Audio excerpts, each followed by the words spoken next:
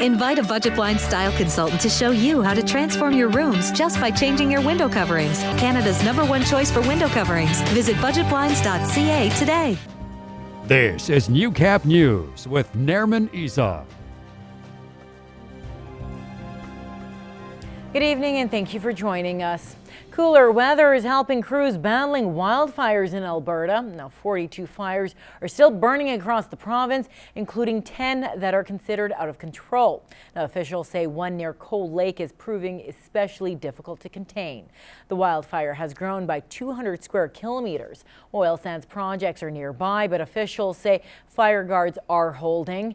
There could be some rain in the forecast, but there are fears lightning could spark more wildfires. Now a province-wide fire ban remains in effect. Well, the prospect of a casino coming to Lloydminster is closer than it's ever been. This comes as the Federation of Saskatchewan Indian Nations approved Little Pine First Nation for the $20 million project. Now, according to the city, this is just the first step in the process, and there's no final decision yet as to when or if the casino will be built.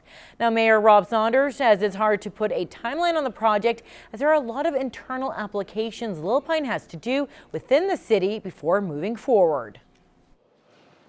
The process is already in place, and I think that a lot of work is already done, and there's a lot of work behind the scenes that has to get done.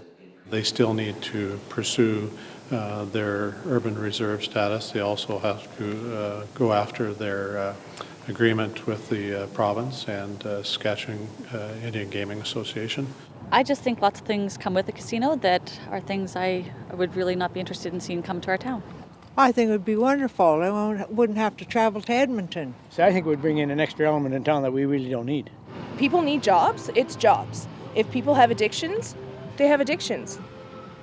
It's their choice in life to do what they want. Doesn't bother me, to each their own, right? I think that it would be a detriment to our town and surrounding area. Our casino, it actually brought a lot of money to the community and it was worth it. So, and it provides a lot of jobs too. We look at it from a economic development initiative, and of course there's all kinds of impacts from all types of developments. There's probably community opportunity to benefit in any type of development that comes into our city. Saunders adds there's no word yet if the city would get a share of the profits. Now, Chief Wayne Simagnas was unavailable for comment on the project. As of right now, Little Pine First Nations has approval to develop a gas bar and convenience store, and that would be on Highway 16 and 40th Avenue. Well, Border City residents had the chance to meet the provincial watchdogs as representatives from the Alberta and Saskatchewan Ombudsmen made a stop in the border city. The Ombudsman is an officer of the Legislative Assembly. The Lloydminster Legacy Centre was host as members from both organizations explained what exactly they do. Now, that's an important step, they say, when reaching out to the community. I recognize that it can be a little more complicated here because people are receiving services from Alberta government, from Saskatchewan government, and there's always that question of, well, where did that service come from, and so which ombudsman might I need to talk to, and how does all that work? This is the first time both groups held a joint meeting in the border city. A Regina native is on his way back home to take over as CEO of the Saskatchewan Cattlemen's Association. His expertise at the national level will bring a wealth of talent to the table, but as Gerard Lampow reports, it's the ranching in his blood that drives him forward. My family still ranches down south of Fairmount.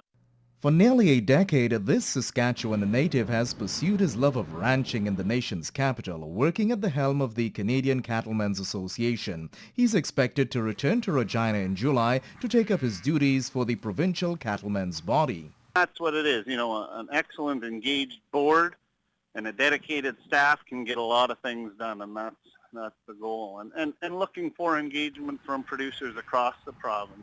And one area rancher is already saying what's on his mind. Some of the things that worry me are there's such a push for organic and natural beef, and I'm not a fan of that. I think that people have to trust in CFIA. So I think that's a real issue going forward, and I hope that the cattlemen will look at that. The incoming CEO has seen many challenges.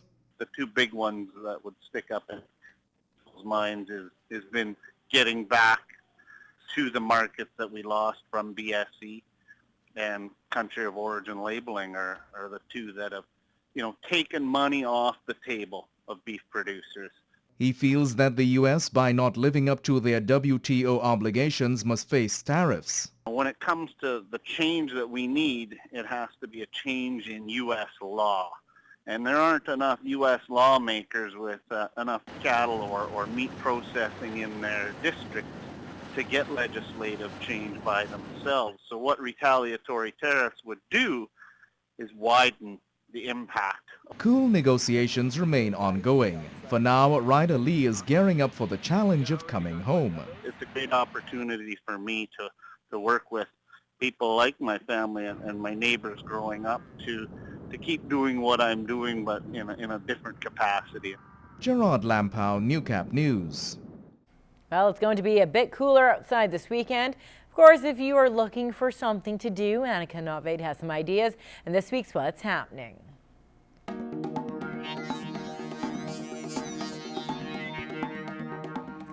Howdy there, partner. If you want to hit the Dusty Trail, this weekend is your chance. Just north of Marwayne, there's a trail ride happening. All proceeds are going to the Cross Cancer Institute. Registration is at 11 a.m. and you hit the trail at 1 p.m. Lunch is provided on the trail. Check it out. Now next week, the Oak Ridge Boys are coming to town. This country gospel music quartet has been playing music together for over 40 years, and now is your chance to check them out next week on Thursday at the Lloyd X. You can get your tickets at the Lloyd X office or on Ticketmasters. I've got a ticket for the long way round. Well, Anna Kendricks and the Bellas are back. If you want a chance to win the Pitch Perfect 2 soundtrack, there's nothing awkward about it. All you gotta do is email your name and phone number to tvcontest@newcap.ca. And as always, thanks to John at Universal Canada for setting us up with the music. Now tonight at the Vic Juba Theatre, the comic strippers are in town. Now don't get me wrong, they're only semi-undressed but completely unscripted. Come out for the improv show at 8 p.m. Tickets are $38 at the door. Well, that's all for this week's What's Happening. I hope you have a great weekend. I'm Anika Nottveit.